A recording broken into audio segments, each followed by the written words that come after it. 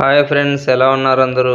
చూడండి ఫ్రెండ్స్, ఈరోజు నేను మీకైతే వైశాఖ పౌర్ణమి లేదా మలకల పౌర్ణమి సందర్భంగా మా ఊరి గ్రామ దేవత యొక్క పూజలను విశేషాలను నేను మీకైతే క్లియర్గా ఎక్స్ప్లెయిన్ చేస్తాను. చూడండి ఫ్రెండ్స్, అమ్మవారు ఎలా అలంకరించామో చూడండి. వేపాకు, పసుపు, కుంకుమ, మొలకలు ఈ వైశాఖ పౌర్ణానికి మొలకలు అనేటివి పోసి అమ్మవారికి అలంకరించడం జరుగుతుంది.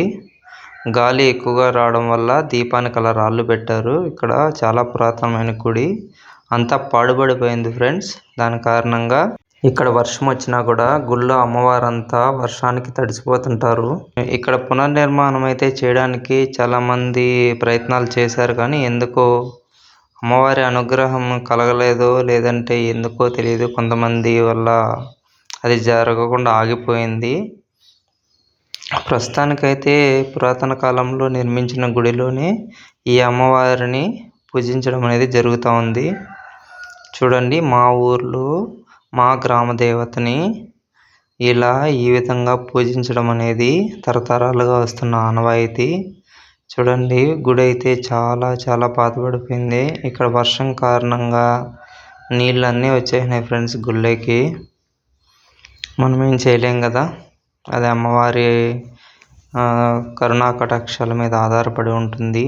దానికి మనం కేవలం నిమిత్త మాత్రమే తప్ప బాధ్యులమైతే కాము.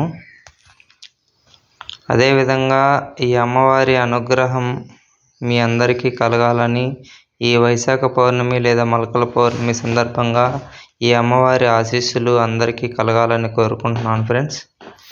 మీ ఊళ్ళో ఇలాంటి పండుగలు ఎలా చేసుకుంటారు అనేది మాకు కామెంట్ బాక్స్లో అయితే కామెంట్ చేసి చెప్పండి.